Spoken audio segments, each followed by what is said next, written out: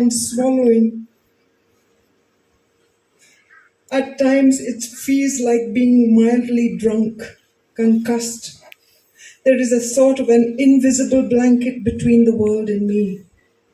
So wrote C.S. Lewis when his wife died. This articulates in part what I feel, and perhaps what many of you have been part of Neil feel today. Neil belonged to so much of us, and to all of us gathered here today. Even people who did not know him personally feel that dreadful sense of loss. It can be said that his phenomenal gift of entertainment, not just on the stage but in daily life, his humor, but most of all his compassion and the ability to draw to himself people of all walks of life, faiths, communities, cultures, and races, set him apart from much of humanity. He was an extraordinary child. He hated going to school. No matter what school my parents put him in, he tried to avoid going as much as he could. On hindsight, we now realize that a conventional school system stifled and threatened to kill his creative spirit, which is why in later life he sought to educate and create a learning space for children and students that was inspiring, challenging, and original. I learned how to play the piano at a very early age and sought to become a teacher to all who would learn from me. But my other siblings resisted all my efforts. It was only Neil, at the tender age of 3.5. He sat by the piano and he learned how to play chopsticks and soon graduated to all the hits from The Sound of Music, the theme from Love Story, and many other tunes. My father would borrow records from friends, and we grew up with the songs of Perry Como, Petula Clark, Roger Whittaker, James Last, and many more. Daddy would show us off both to our friends. He would even ask me to play Hindi songs to some of his Hindi-speaking friends, and that is how Neil started to play Yadon Ki Barat and Chura Liya before long. On the days when he would accompany whoever was picking me up and my sister from school, the girls would gather round him, asking him to play for them. Even our Mother Superior, who was the next in authority to God in our youthful eyes, was one of his fans. I was confounded that he even dared to say to her in his raspy voice, "First give me Sappy." Sappy was a peanut brittle sweet that was sold in the school canteen that I would bring home sometimes, as it was afforded only occasionally because pocket money was scarce and mostly non-existent. To also read one more verse, it's from the letter of John, third letter of John, verse 4. This was Uncle Neil's greatest desire, not only for the choir or for the people he met, but everyone whom he would even meet for a few seconds on the phone. This is the desire that he had in his heart all the while. And he would say, "I have no greater joy than to hear that my children walk in the truth." And so we will, Uncle Neil. And before I end, I would just like to read a few things that Uncle Neil used to say, and I used to note down. A few of the things. He used to say, "Be the most frequent visitor in the throne of grace." And he was one. He said, "Don't copy zeal, be zealous." You need to be daring to follow Jesus. Human reasoning is the greatest enemy of faith. And he used to say about fellowship and about spending time, because he loved people, he loved spending time with people.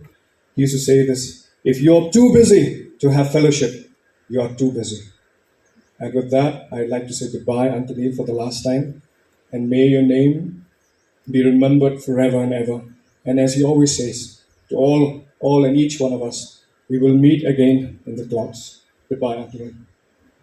Bible and points to whatever God tells him to do. Whatever it may be, whatever God is trying to say. And that is risky. Because we know the Bible is not filled with rasagullas and some sweet jalebis. It's filled with judgment. It's filled with a lot of things that can very well disturb us. But that is what we loved Uncle Neil about so much.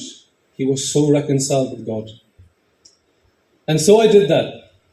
I said, Uncle Neil, you better give me something. Because whatever you, and I prayed to God, I said, whatever you give, Lord Jesus, I will speak about that. And it was risky, my heart was beating, I prayed, I opened the Bible, and my finger fell upon Proverbs 13. And I think there were a few yesterday who I met, who I said, there's a word that I was looking for what Uncle Neil has left behind. And that word is inheritance. And lo and behold, God, you are with us. Uncle Neil is no longer here. But his goal in life was always, when he meets anyone, it was to introduce him to Jesus, not to himself. And look at the verse that I got. Verse 22. Proverbs 13, verse 22. A good man leaves an inheritance to his children's children. And here lie a good man. And you tell that to Uncle Neil, he would shy away. He said he would almost blush. He hated it when people would say anything good about him. Because he knew, in the eyes of man, good, we know what is good, charitable, rather soft-spoken and kind and all those kind of things. But to God, a good man is one who sees himself as wretched. And that was Uncle Neil. And those of you and those of us who have been with him all of these years, we know the cry from his heart to God, "O wretched man that I am, who will deliver me from this body of death?" That was his cry, not because he was so strong, but because he was so damn weak. And that is an inheritance, not whispering pines, not the lands that he has bought for us, not the money, not even the Shalom Chamber Choir, not the school, not the shop. It was this. And you know what is the other inheritance? These people here behind me, my dear brothers and sisters who have seen Uncle Neil through thick and thin, you are the inheritance that he has left behind. To carry on this legacy, and not just legacy, but this inheritance. And he hated it if we were stagnant. You know that Uncle Neil would whip us to shape, because anything that is stagnant and remains the same is not of God. It is of religion and just remains there in that box. And if we remain the same, we will sorrow his heart, and so shall we sorrow the heart of God.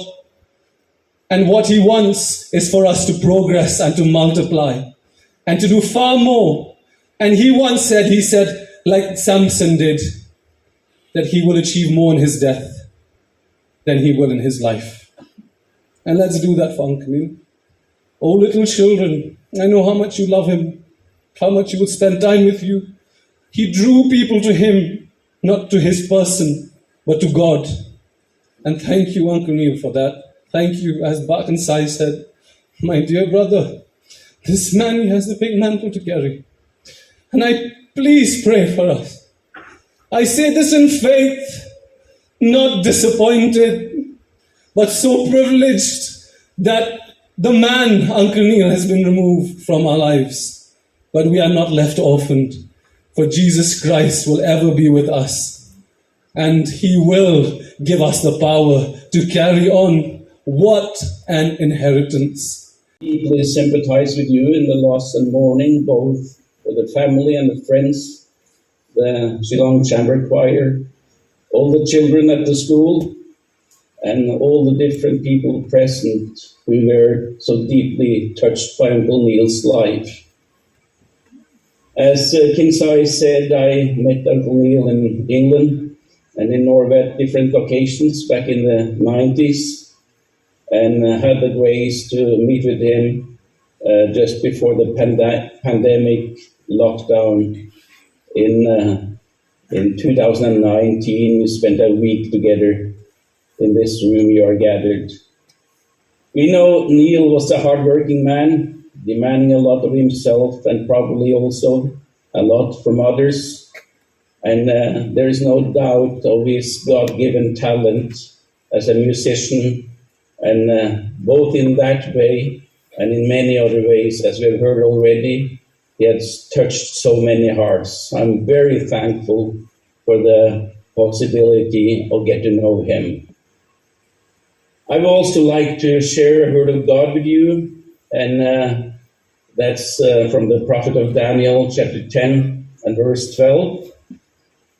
Then the God said to me, "Do not fear, Daniel.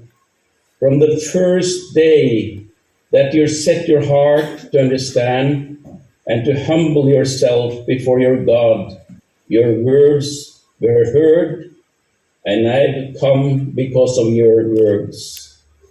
And I got to know Neil as one who worked hard with the choir to set their hearts to humble themselves. But most of all, a lot of care, full of humor, music and stories, full of creativity to do the best possible for the others. A man of faith, God's word was always close to Brother Neil. He was always ready to give. The children loved him and loved to be with him and listen to his stories. And since a young age was known to have a heart overflowing with passion for Jesus. But the last 2 years especially, he was in a rush in his race on earth. Something was telling him that there was not much time anymore, but no one had the slightest idea of this. He became more of an enigma on top of the larger-than-life character he already was. And I too am just about beginning to see a glimmer of light shine on this as I ponder. There was this urgency in him to gather us more than ever and be together as a hen would gather her chicks under her wings. He loved people. He loved sharing whatever he had. He became like a little child more and more as his days approached the kingdom of heaven he was entering. His human strength submitted in weakness as a longing for God's leading and dependency on him grew even more fervently. Just recently in our last car journey from Shillong to Guwahati, till the time we approached the airport, we did nothing apart from only praying for hours. This was a phenomenal experience and one of his last gifts he left for me behind. I knew he was a great man, both in the eyes of God and man, but I now realize it even more. I'm eternally grateful for having been granted the privilege to know him as my shepherd and mentor so closely day and night. I witnessed Christ manifest in the flesh, saw both the lion and the lamb with him. Uncle Neil and I were so opposite in our temperaments, but bonded so well in our spirits. We talked, agreed and disagreed, said hilarious jokes, took turns to say, "I'm sorry," but he won in this in the end, as I didn't get my chance to have the last say. He never liked to plan and organize life in a box, but appalled life with his unexpected decisions and flexibility, and in the same manner he left us without informing beforehand. My dear Uncle Neil, it used to be sad to have to say goodnight, and now painful to say goodbye. It's so painful, you know it, but golden memories will be my balm. You always wanted us not to cling on to you but to Christ, and I accept that the right time has now come for this final separation.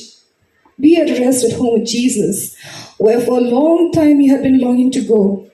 You have now been perfected as your Heavenly Father is. You deserve your rest and heavenly care now. Thank you for bearing with my many stupid and silly ways of doing things. I will tell the kids about many things that I think you would want me to, since you left them in a hurry. I owe them this. You taught me and showed me that it is one thing to be a living soul, but to be a life-giving spirit is another life altogether. It is a daunting task, but I will follow your footsteps and make you proud. I will see you soon again in the clouds, Uncle Neil. Yours always, Kevin.